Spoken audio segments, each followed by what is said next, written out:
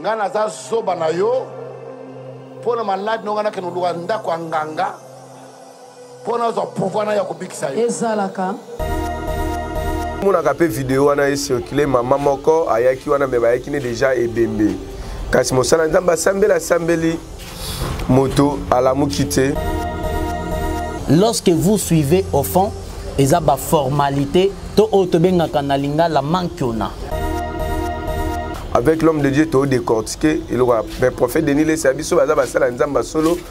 Bazo frère Patrice, Batia Yoana Basala miracle, on dit miracle, Basala, et solo. Ba événement salemi belé, mais un événement moko salemi parmi ba événement wana, et un moko salemi ya mankiona, c'est-à-dire une histoire fabriquée, un miracle fabriqué. Ça c'est notre gens Lobaki. Pasteur Charles Bameko vit à Tchèque, on peut même date na évangéliste qui zamina na échangeur évangéliste na stade de Martyr. Il y a monde sali qui programme il y a Pasteur Charles Bameko et boma et déstabiliser programme il y a évangéliste qui zamina qui bira pour ngana za soba na yo pona malade no ngana kenu luanda kwa nganga pona zo pouvoir na ya kubikisa yo ezalaka. même nous sommes qui ayaki mobimba vi basenga ki même bada soins intensifs baya na bango bon pe na mutu mais pendant que même l'homme de Dieu mutu on a déjà clairement pourquoi l'homme de Dieu après avoir prière naé a sali sur ces corps là ces cadavres là azu micro azongisi abimi na kanda sans clôturer prière là il y a un peu à boire et à manger qui se cachent.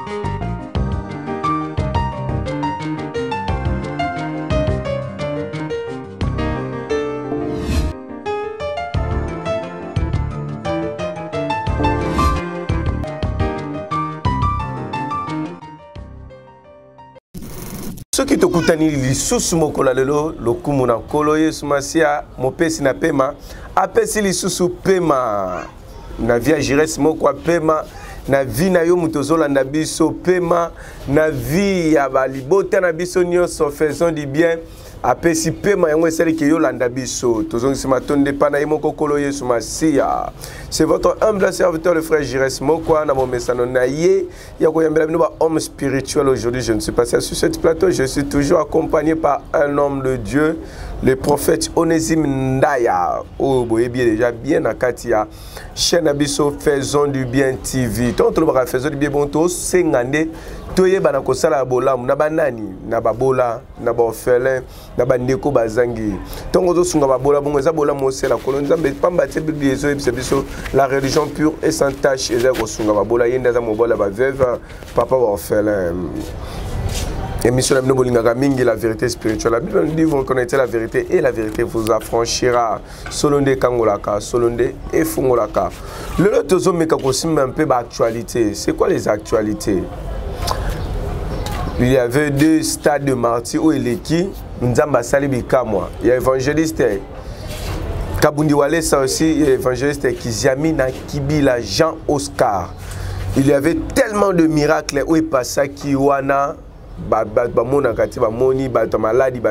que l'homme de Dieu avait dit boyana bato bazala ba cas difficile boyana ba pas matin soki nzambe na bino salaka te kasia salaka mais zaki na kamumusu c'est comme kiwana ba mema ki pe bembe mais de vidéo to senga na link yakala a balancer les bisango de tonto solo la boye ngana za zoba na yo pona malade no ngana kenu luanda kwa nganga pona zo pouvoir na ya kubikisa yo ezalaka ngana za zoba na yo pona malade no ngana kenu luanda kwa nganga pona zo pouvoir na ya kubikisa yo ezalaka.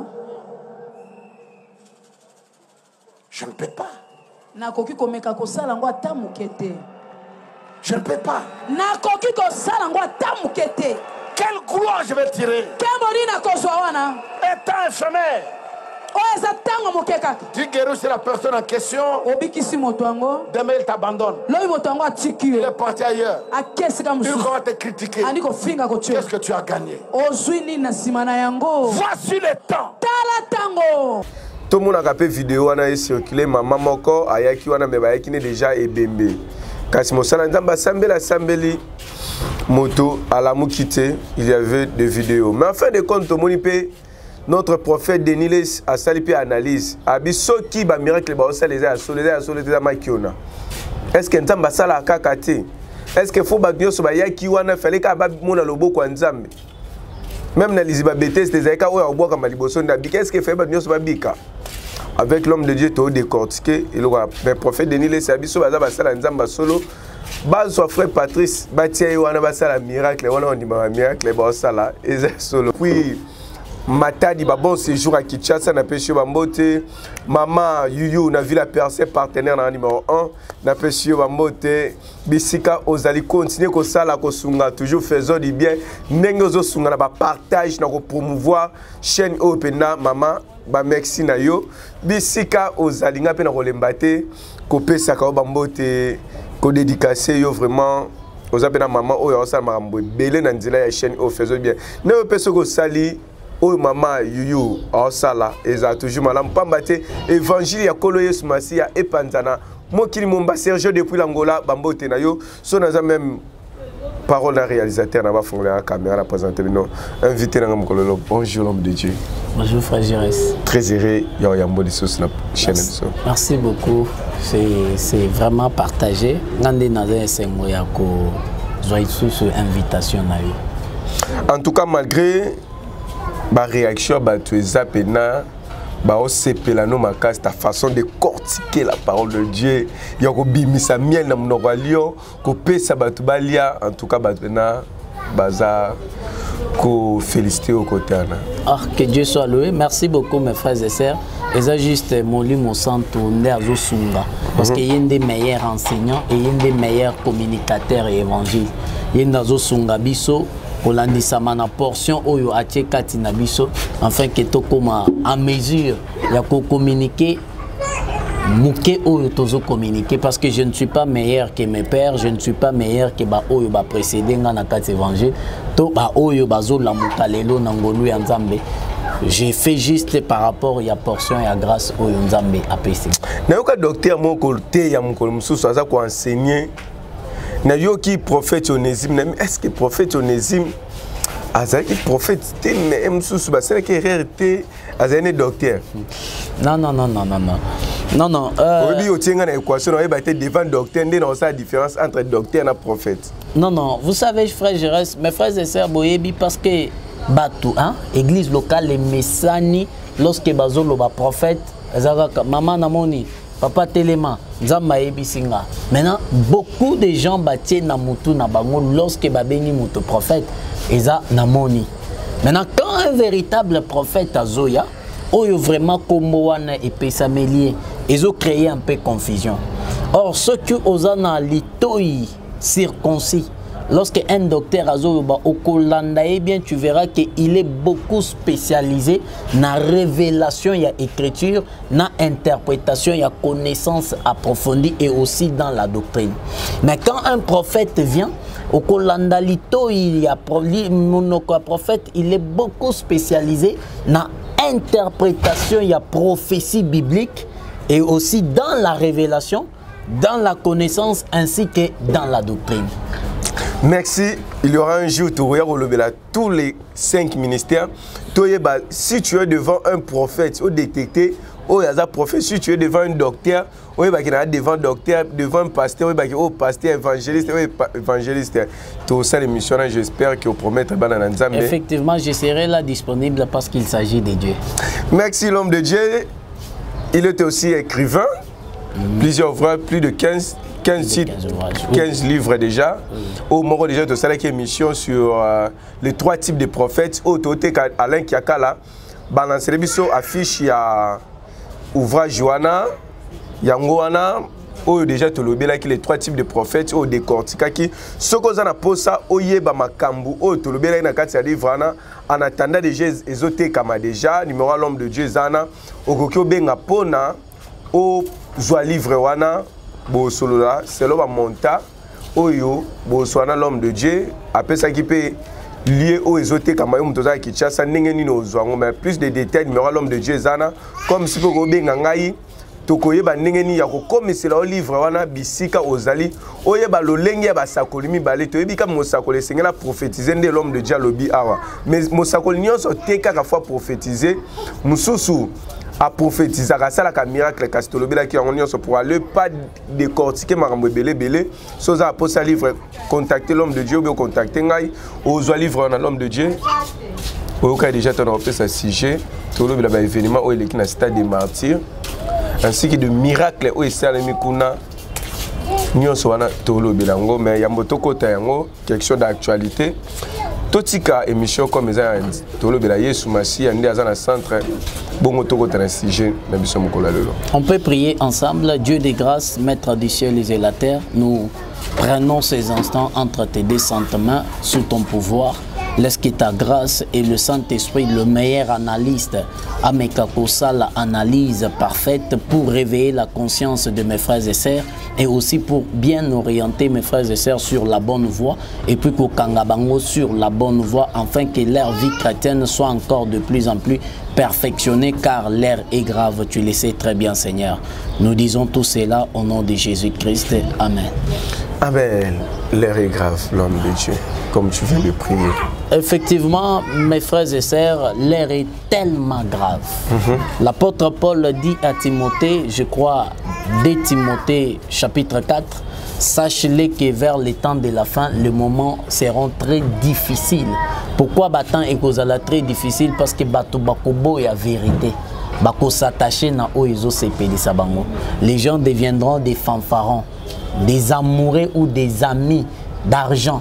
Bako koma na bolingo makasi ya mbongo. Bako linga ba religion de plus que Dieu.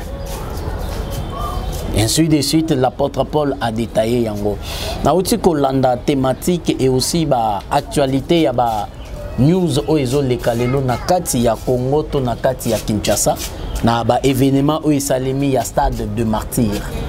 Au premier stade de martyrs et Salemi avec Kotanga, deuxième aussi. Évangéliste Kabundi Salemi. Évangéliste Kiziamine Kibila. Mais l'homme de Dieu, permettez-moi, avant que le temps au salaba analyse Nanou, il y a 2 stades. Disons que Toebi Kendo Lobi, l'air est grave, nous décortiqué, comme l'apôtre Paul a dit. Est-ce qu'aujourd'hui Dieu ne fait pas le miracle? Comme ça, il souhaité.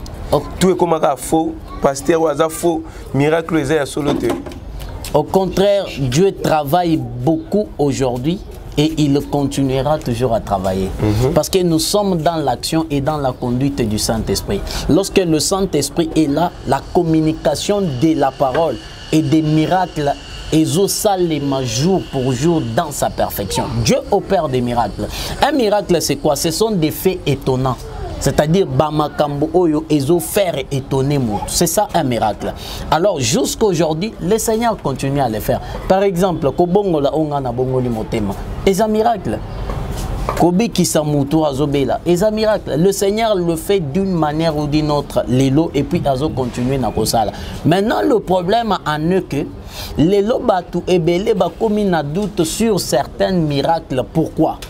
Parce que tango kolandisama ya miracle oyo ezosalema lelo moi ebele et pas batumisus lorsque vous suivez au fond eza ba formalité to otobenga kanalinga la mankiona, c'est-à-dire je donne l'exemple babimisi yo nazuyo après sur $100 tango koya okobima lokola boité ou soit aveugle et ça demande na bon marché je crois côté ya Kalembelembe oyebi histoire. Moi, avec la naïe, tant qu'on robeta baté kit, baté les batoba créé. Et où tu salema dernièrement dans stade, babimisi moutumako, abimi loko la boîte et babeti baté kit ya prière, moutouana télémi, bakimisi bambang. Oh non miracle à Tambole. Ça c'est fait. Maintenant, ouais, évangéliste Kabundi Wale, c'est ça qui ezalaki lokuta ete moto atelemi wana batambuse na stade de martyr. Bon, récemment dans stade de martyr, mes frères et sœurs, bah événement outil koleka moi ebele. Ezala du côté profane et aussi du côté religion ou religieux au pluriel. Bah événement salemi ebele, mais ezana événement moko salemi parmi bah événement wana, ezana moko salemi ya mankiona, c'est-à-dire une histoire fabriquée, un miracle fabriqué. Moutoumoko aye wana comme étant boité, naba beki naye, et puis après tellement que c'était naba air moko sombre, après ba déclaré qu'Aza guéri, ba komuro kimise bambango.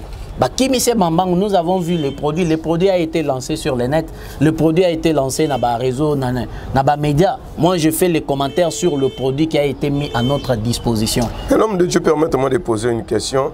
Comment reconnaître que Mouto a qui boité du coup à Tamboli? Est-ce que faut qu'il m'a Mouto a une anomalie au Tambol?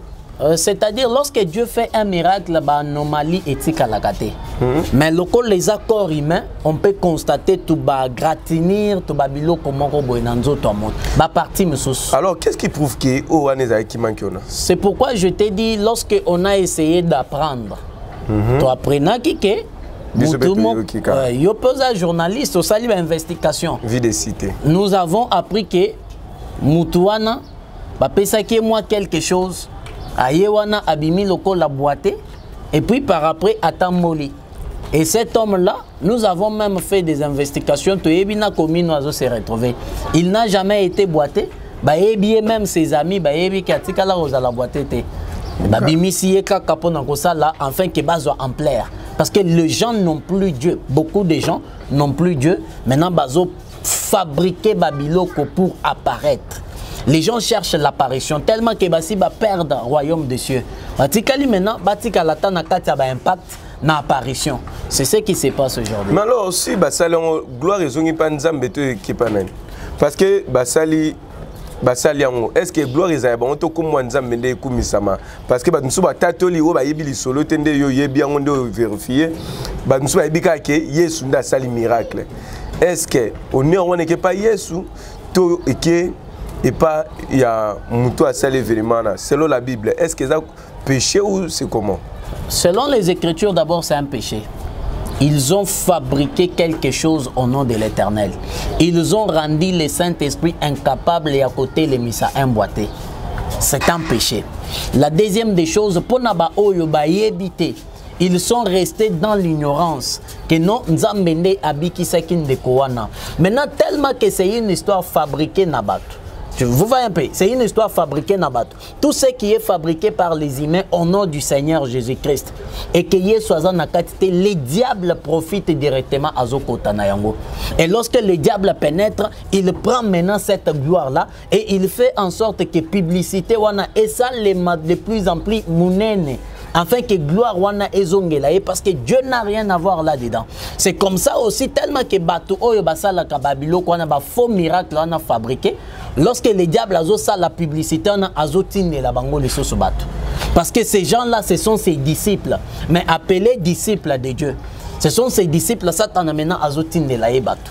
Lorsque ces gens-là viendront maintenant na makolo ya mutu wana, lui, en tant que disciple du diable qui travaille avec les démons, les esprits impurs, Ezakotina Milim Mabé est possédé Batouana, Milim Mabé est maltraité Batouana et enfermé Baham ya Batouana. Voilà pourquoi nous avons aujourd'hui dans le monde beaucoup de temples qui ont été initiés dans le monde magique, ce qu'on appelle l'initiation des temples. Et ça, les malélo, à cause des faux serviteurs, on va s'introduire plutôt dans la église locale. Ces miracles-là, soi-disant miracles, où ils s'allément autrefois dans les événements et les stade des martyrs. D'abord, je parle sur Yaoyo, un soi-disant boité ou à Salemi. Mes frères et sœurs, ce n'est pas la gloire de Dieu. Je sais que yo, tellement que tu es fanatique et que tu n'es pas chrétien, je sais que yo, tellement que osa assoiffé na koku misabatu. Tu ne vois pas le mal et les dangers qui viennent derrière toi. Il y a l'ifelo parce que tu es perdu dans la croyance. Tu es perdu en suivant les humains à la place de Yakulandaye sous Christ. Je sais Kokofinga, je sais que tu vas parler de tous les mots. Nous appelons ça déjà un pain quotidien. L'apôtre Paul dit à Galate, suis-je devenu votre ennemi parce que je vous ai dit la vérité? Non. La Bible nous recommande de dénoncer la fausseté. La Bible nous recommande de dénoncer des faux enseignements et des faux miracles. Voilà pourquoi Jésus, mon Seigneur et mon Roi, a dénoncé les pharisiens, les scribes ainsi que les sadducéens n'a pas enseignement n'a pas yamabe. Des événements qui ont eu lieu autrefois dans le stade, il y a eu des faux miracles qui ont été fabriqués. Mais nous avons vu que c'était le premier événement. Il y a évangéliste, là, la nuit de prière.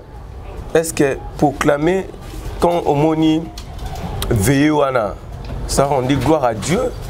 Ou il y avait des âmes au bazar gagnées à travers la nuit de prière il n'y a pas des âmes gagnées selon statistiques non de la veille de prière. La Bible dit ceci, un homme, Jean-Baptiste dit l'homme ne donne que ce qu'il a. Au moni Yesu, pour communiquer mutu Yesu, il faut qu'il Yesu. C'est-à-dire ce que vous voyez les lots dans le monde, la campagne d'évangélisation fabriquée ou créée par des faux serviteurs ébélés. Vrais serviteurs aussi, mes frères et sœurs ébélés aussi. La plupart des campagnes créées par des faux serviteurs, ça là-bas appel à la conversion. Ngai, komi ko sali sabango cette prière là en formalité wana, et ça juste récitation. Après cette récitation, la communication est mandatée. Voilà pourquoi vous allez regarder la plupart ya bato oyo nanya koyamba Yesu ngai ayambi kobima robima ndumba kindumba ezosilate koyibe ezosilate escroquerie ezosilate mabe o asalaka ezosilate. Or lorsque nous recevons Jésus-Christ dans notre vie comme Seigneur et Sauveur, to commis directement et que la mouyasika, c'est-à-dire tout ce qui était d'ancienne caractère nabiso mabe otobana ko sala ezo kweisama. Mais l'homme de Dieu, comment expliquons-nous que koyamba Yesu o ya kaleza ki so mutayambi Yesu même ba puti ba otia na balabala même na ba campagne d'évangélisation au monde directement l'homme se transforme totalement a commis vraiment un vrai chrétien. Mais différence il y a lelo mona mutayambi Yesu comme ndeti otoloba azo continuer toujours à demeurer na vie ya kala. Pourquoi différence wana? Mais comprenez ça à suffisance. Ne o na uti koloba mes frères et sœurs. Tant mutu lelo bazo communiquer soi-disant Yesu est pas un faux serviteur. La Bible dit l'homme ne donne que ce qu'il a. Cet homme-là n'a pas Jésus. Maintenant azo saliso formalité wana ya prière. Il te communique quoi? Bupagano o yazanango parce que l'homme donne que ce qu'il a. Il te communique bupagano azana yango. À côté c'est lui. Il reste toujours païen. Il reste toujours assoiffé. Et oh, il a communiqué wana. Ce qui a Zandumba, il lui communique même la portion Yakindumba. Donc là, nous avons des pasteurs prostitués, des soi-disant pasteurs. Comme? Nous avons des soi-disant pasteurs escrocs. Comme? Nous avons des soi-disant pasteurs margoulins. Comme qui? Féticheurs. Bible lobby, au-dessus au loba, Bible lobby dénoncer.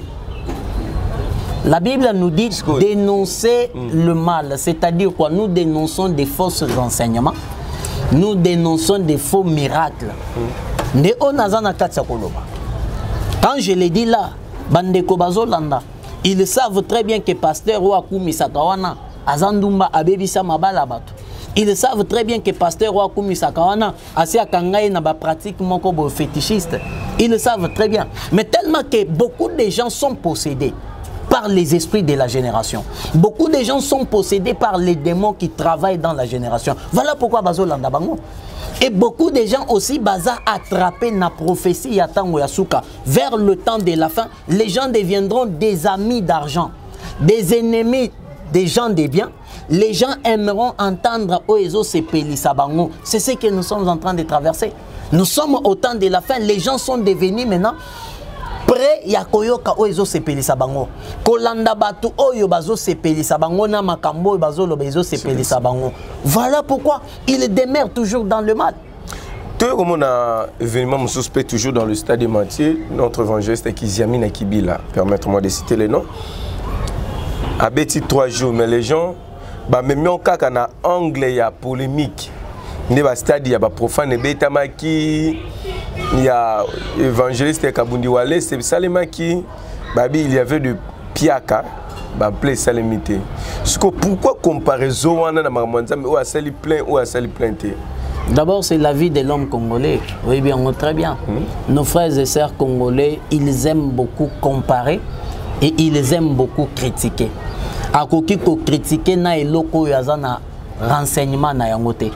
Il critique même ce qu'il n'a pas de référence exacte na yango. Il critique. C'est ça l'homme congolais. Quand Ozozoa événement religieux, Azo comparé à un événement profane. Vous trouvez, est-ce que Moutouana vraiment Aza normal? Aza normal, ça c'est le mouvement de païens. Les païens prennent tout dans la globalité. Le païen embrasse tout. Ce n'est pas parce que les hommes de Dieu ont voulu faire ça dans le moment où les profanes, ça a une coïncidence, ça polémique. Non. Le stade de martyr, nous sommes dans le christianisme. Nous sommes des religieux. Nakati ya christianisme où tous se retrouver, nous avons nos programmes. Et parmi les programmes de certains serviteurs, à l'obaki que non a aucun na martyr, je vais faire ça, na tel mois. Il y a aussi des profanes martyrs et ya ba christoté. Martyrs et ya ba profaneté, et bien il y a gouvernement congolais et ko tongama na un ancien président congolais. Alors, batie yango na disposition ya mutu nyonso azoluka asala mouvement na eto manifestation na ye. Alors s'il y a eu des profanes, bah apparaît ça qui avant, cela n'en disconvient pas. S'il y a eu des chrétiens, bah sali apparition na bango avant les profanes, cela ne veut pas dire qu'il faut tout comparer bango, non. Ça, il y a d'autres gens qui pasteur Charles Bameko vit à Tchèque, on peut même date na évangéliste qui zamina na échangeur évangéliste na stade de martyrs, il y a un sali qui programme, il y a pasteur Charles Bameko et déstabiliser programme, il y a évangéliste qui zamina kibira. Pourquoi na basala nzambe ba programme abongo ekoti abino ndeti na moi polémique? Non, ça c'est une information d'abord. Les deux personnes, les deux serviteurs au Utikotanga, c'est une information. Et aussi Kolobake Oache Makinchasa est vaste, non? Mais il y a celle qui n'a échangé, il y a celle qui est évangéliste, sa martyr. D'abord, Kota la Kaka équilibre, au hasard échangeur, au hasard dans stade des martyrs, distance et amoulaï. Et puis deuxième, non. Martyr et boulevard Lumumba, ils ont triomphal. Le problème en est que Kinshasa est vaste. Deuxièmement, manifestation évangélique. Celui qui envoie des gens, c'est le Seigneur. Dieu sait que les lots place telle va communiquer parole telle. Koto peut communiquer parole telle. Dieu va envoyer son peuple. Afin que Oyo, Jires peut bénéficier dans l'Iloba Oyo Kosungaye. Onésime l'Iloba Yakoto Nde Kosungaye. Et Dieu nous départage comme ça. Netokei, chacun de nous a Kesunga. A Keyoka plutôt l'Iloba Oyo Sungaye. Maintenant, le problème en est que, avec nos frères appelés pasteurs et des faux pasteurs, ils pensent que lorsqu'ils organisent une manifestation, il faut qu'à ça la plan. Ce qui a sali plainte, Nzamba zala kité. Ce qui a sali plainte, Nzamba longweye. Et bah misusu bazwa ba décision après manifestation, je t'informe, bazwa ba décision ba keko tana occultisme. Parce qu'à mon avis occultiste tel la sala qui place tel soi-disant prophète apôtre, a sala qui plaint kuna, ngana sali plainte na keko tana occultisme. Occultisme ezo sungamie par rapport ya Yesu to molimo santo. Et belé ba pengui bongo, ba père d'enlèvement bongo. Alors lorsque Ozosa la campagne d'évangélisation ou manifestation dans le lieu public, attends-toi que Dieu t'envoie seulement les gens qui peuvent recevoir le Seigneur comme Seigneur et Sauveur ces jours-là, dans la vérité. Deuxièmement, attends-toi que le peuple de Dieu qui viendront là, bazwa oyo nécessaire, une connaissance, miracle, n'a pas problème, bazana yango, kosungama.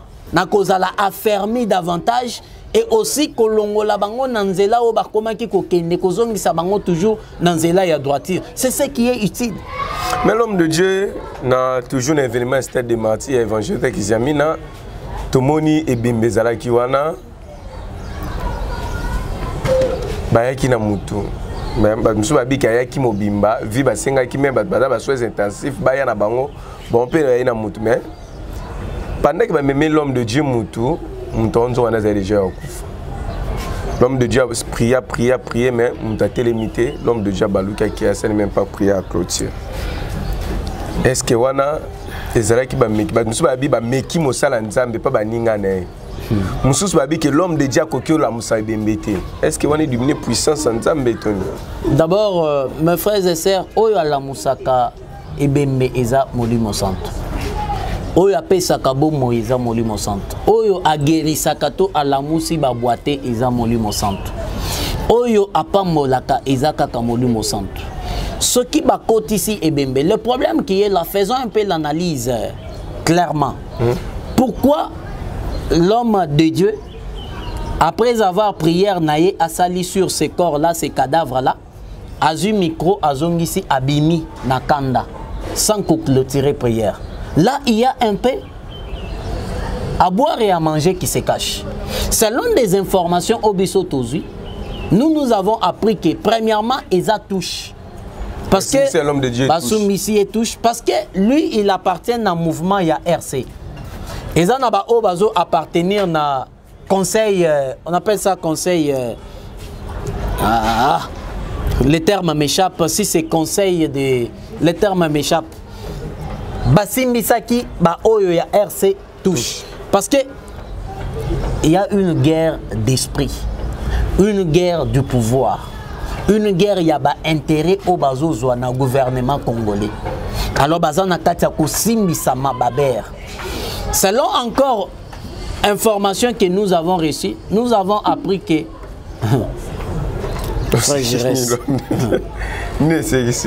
nous avons appris que les moi manque na moko et zalaki préparé. Dans le mouvement moko salema qui na stade de martyr en fait que bako tisande ko moni eloko salema qui pas Alpha Lukao oui moi bon abongo babanda ko luka basalango na Kinshasa en fait que tozol sous en plaire to matali sous likolo eloko abongo ezalaki préparé maintenant na batouche au moni Kinshasa eza monde d'information bao baza koto yo bazui écho ne baké luka cadavre siko ya solo bakotisi na place à mankion ne cadavre ya solo sikoyo babeti batekit esimbite ne ber sikoyo esalemi ne olandi na ba manifestation na crise ndenge tozolanda yango crise yaki kosalema à la place que plein salema loko les alaki attendu préparé et salemité parce que bord ya Alpha Lukao et Rataki. C'est ce que nous avons appris, ce qui s'est passé. Mais l'homme de Dieu, quand tu vois tout ça, tu as analyse, il y a Moko, il y a Basakoli, il y a Moko Nabiso, prophète de la nation, prophète de Niles. Prophète des nations n'existe pas. Je vous écoute, mon frère. Il y a bien prophète de la nation, prophète de Niles. Mais quand on analyse, c'est l'homme qui a dit tout ça. Alors, si c'est vrai, le miracle, c'est la solo. Que le miracle, c'est la Moussabatu, le frère Patrice Batiewana. Oh. Basa la miracle, ce miracle là c'est salemi. Ndalo ba ki miracle c'est ni za so tongo moni Mosakoli abimisi ba propos bongo na ba analyse. Est-ce que jijango bon basa lango to analyse na est un peu loin. D'abord, vous devez savoir que Mosakoli c'est une méritographie que Dieu donne à quelqu'un. Mosakoli on le donne, on ne l'appelle pas n'importe qui comme ça. Pour reconnaître un ministre de Dieu, il y a des signes qui légifèrent. Premièrement, fruit oiseau produire. Deuxièmement, message oiseau nayango. Troisièmement, mandat oyo ba pesier. Maintenant, appeler quelqu'un Mosakoli ou prophète, en tout cas, vérifier des signes que la personne est en train de produire. Koloba que non, frère, bazwa mututel, bayanaye, ce qui bakobi qui ça y est. À ce moment-là, nous allons apprendre qu'ils ont un miracle à solo. Non. Ça, c'est comme si Moutou Azo lançait des défis et pas Molimo Santo. Oyo Molimo Santo a relevé. Deuxièmement, Azo. C'est l'analyse. Ce qui peut dire que miracle, c'est pas besoin de nani. Oui, mais ils ont des défis. Azo lancé des défis dans cette analyse, non? Bazo Moutou tel ba memaye. D'abord, ils ont une humiliation Azo portée dans Moutouana. Ils ont une humiliation. Deuxièmement, Kolobakeno, Bazoye, Bayanaye, Asala, Basala miracle. Non, non. Le miracle s'est fait selon le programme de Dieu. Le miracle s'est fait selon le programme du Saint-Esprit. Lorsque le Saint-Esprit s'est conscient qu'aujourd'hui je vais opérer un miracle sur tel monsieur, le Saint-Esprit l'opère. Ce n'est pas tout le monde qui est né infirme. Né hasard nécessairement appelé à cause d'un miracle. Non. Il y a des infirmes que Dieu a créés afin que Nzambe aya relever gloire naye likolo na mutuana. La Bible l'a dit, Jésus l'a dit un jour, les apôtres lui demandent, apôtre batuni, est-ce que mutu oyo nenga botamibo ezali sumu ya maman neto ya papa naye? Jésus a répondu, il y a certains qui sont nés comme ça parce que il faut que la gloire de Dieu se manifeste na likolo na bango. Alors koloba ke bazwa kingani, d'abord c'est une humiliation comme je l'ai dit sur la personne ya mutuana. Bazwa yeba memaye basala ne miracle, non non. Ça bayebi biloko bazolobela. Vous savez, le diable, le royaume du diable est divisé. Le royaume du Christ n'est pas divisé. Ces gens qui se trouvent dans le royaume du diable, ils se combattent eux-mêmes. Or, bazo servir maître moko. Parce que les diables combattent les démons combattent les diables. Ils se combattent comment? Les diables ont pesa bango ba ordre moko boye. Il y a au-delà de la capacité même bazana yango. Bango pe bazo rendre par moment est vraiment infidélité et pas Satan. Ils se combattent. C'est comme ça que les disciples vivants du diable, ils se combattent aussi entre eux. Okokutandoki azo bundisa ndoki lokolaye, magicien azo bundisa magicien lokolaye. C'est comme ça aussi. Ba oyo baza ba faux ba koti na kati ya christianisme, baza na kati ya ko bundisa ma même bango na bango. Bazo tiela na ba défi même bango na bango. Mais l'homme de Dieu, parlons toujours de défi, ba toujours citer babi, on est qui problème il y a Elina ba prophète à Baal. Babi qui combat Elina ba prophète à Baal, comment tirer l'homme de Dieu, côté sa cadavre bon pour l'homme de Dieu et ça la loi moi ridiculiser l'homme de Dieu. Babi Elina prophète à Baal, pardon, plutôt l'homme de Dieu, si ton Dieu est mort et c'est le mien. Si ton Dieu est mort et c'est le mien, pourquoi il est bon entre vous les hommes de Dieu? D'abord, du point de départ, si ton Dieu est mort et c'est le mien.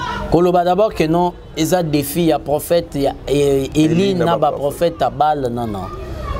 L'ancienne alliance, il faut chercher à interpréter ça. Cet événement, oui, vous savez cet événement d'Élie et les 400 prophètes de Baal. Venez à l'école, l'université, voulais-je dire, intitulée le centre de formation d'Alexandrie. On va vous expliquer le mystère caché entre 400 prophètes de Baal et un seul homme de Dieu appelé Élie et appelé prophète. Cet événement s'est déjà accompli dans la Bible. Mais tellement que les gens n'ont pas l'œil spirituel, l'œil circoncis, voilà pourquoi ils ont la ambiguïté. Comme si ton Dieu est mort et c'est le mien, vous devez savoir d'abord qu'un Dieu ne meurt pas. Comment ça? Un Dieu, c'est un être suprême dans sa définition. C'est un être suprême, Aza alloué na ba adoration, na ba supplication, na ba bénédiction à apporter na ba. Un Dieu ne meurt pas parce que c'est un esprit. Ezala nzambe otozo salela. Ezala un démon qui est supérieur dans le monde du ténèbre o aza lokola nzambe kuna, il ne meurt pas. Un esprit ne meurt pas. Vous le savez très bien. Un esprit ne meurt pas. Et un esprit ne peut pas mourir. Même Dieu, notre Seigneur, il a réservé l'enfer pour un lieu de châtiment pour les esprits impurs. Dieu n'a pas réservé l'enfer pour un lieu de la mort des esprits impurs, mais un lieu de châtiment pour les esprits impurs. Certes, Dieu tue l'esprit, tue l'âme, tue le corps. Mais Dieu, dans sa grandeur et dans sa grâce, il n'est pas là pour tuer les esprits, mais il est là pour faire souffrir les esprits impurs. Namilimo yabato o baboy ko servir ye, baboy ko yambaye sur le col la Seigneur et Sauveur ndenge tozote yaboye. Il croit que nous faisons du théâtre. C'est mal lorsque l'homme de Dieu dit que son slogan, si ton Dieu est mort, c'est le mien. Je vous dis, il faut vérifier bien cette histoire-là. C'est une histoire qui est datée. Nous le savons bien que c'est daté. Si ton Dieu est mort et c'est le mien. Je ne vais pas entrer dans le détail approfondi sur ça. Mais vous devez savoir seulement qu'un Dieu ne meurt pas. Demandez aux occultistes, demandez aux sorciers, ils vous diront, leur Dieu là ne meurt pas. Depuis que le diable a existé, jusqu'à aujourd'hui, le diable est là. il sera toujours là. Maintenant, de quel Dieu il parle que si ton Dieu est mort et c'est le mien? Est-ce que le Seigneur, notre Dieu, peut mourir? Dieu ne meurt pas. Au contraire, Dieu se retire auprès des faux. Il faut au moins dire, si ton Dieu s'est retiré de toi à cause de ton comportement, viens essayer le mien parce que je le garde. Merci, nous sommes arrivés à la fin de notre mission. Le prophète Onésime Ndaya, l'homme de Dieu, Sembio Nanyo Soto Sololi, ainsi que ton numéro de téléphone, l'adresse de l'église, l'adresse de l'école, le nom, tout ça, comment va contacter. S'il y a des pages où va s'abonner déjà à la page Facebook pour suivre des cours, parce que nous te promettre bien d'ici là, lorsque va cours et banda, faisons du bien, banda ko transmettre va cours en direct. Pour la bateau ba misika, vous en a posé l'anda cours en direct, contacter, faisons du bien, contacter pasteur juste pour nous procurer un livre. Vous avez un livre, mais où est la transmission, même aux awapi. Ne craignez rien, faisons du bien aux alawana pour nous transmettre un cours en ligne. En plus, ceux qui brevet Pessami, ou vous avez brevet Nayo, à Tozana, Moussika, l'homme de Dieu, comment il faut faire? D'abord, à propos de la thématique, il y a les lots, mes frères et sœurs, je l'ai dit, l'air est grave. Tirez très attention avec des gens qui s'appellent aujourd'hui prophètes, apôtres, docteurs, évangélistes et pasteurs.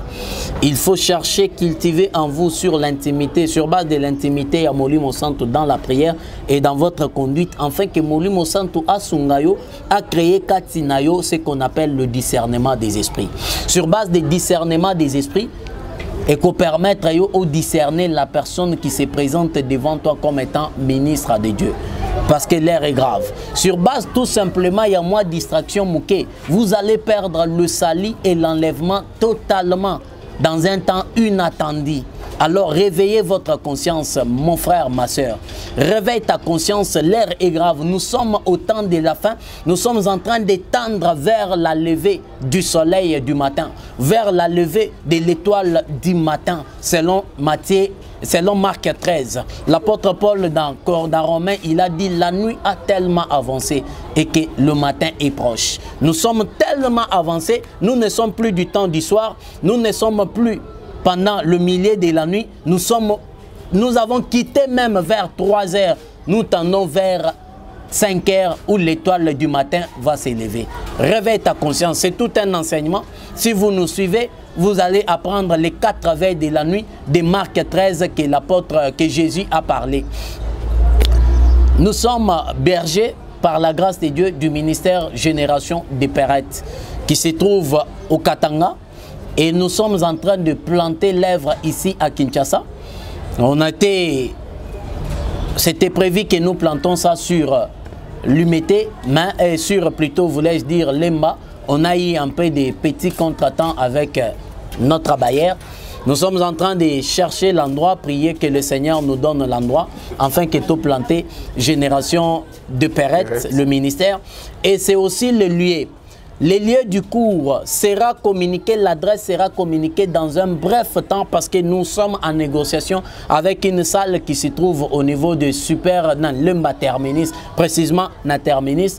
Nous sommes en train de négocier avec le propriétaire de la salle. C'est une salle qui se trouve dans l'enceinte de l'hôtel Moko Izawana.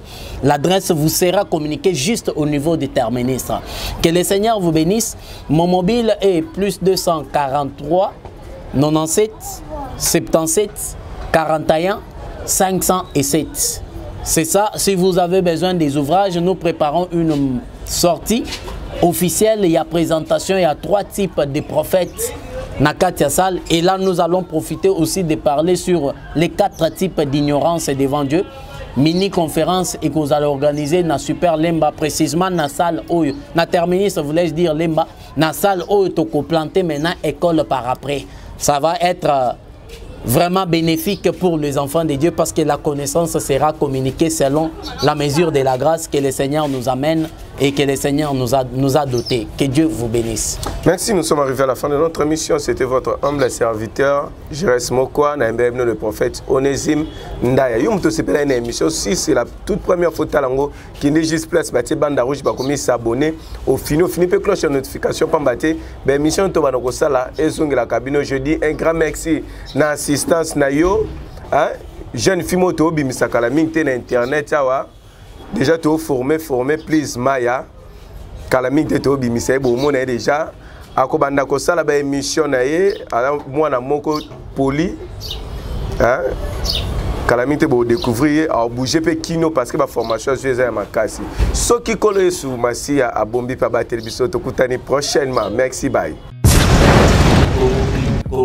Congo Clean, entreprise et salami pour nous aider dans la climatisation, climatisation, il y a Mituka, climatisation, il y a restaurant. Par programme il y a la climatisation, il y a la chambre froide. Congo Clean est pour nous résoudre l'amour. Tout à l'heure pour l'entretien, réparation, tropé, montage, il y a la climatisation à nous. Pour que vous ayez un problème parce que vous avez des techniciens ou des qualifiés. Pour que vous ayez un numéro 089 38 02 531. les chouchous. 089 38 02 531 097 84 81 585. Pour la bisou, vous allez la boulevard en 30 jours, la même école ici. Benga, Congo Clean pour la solution.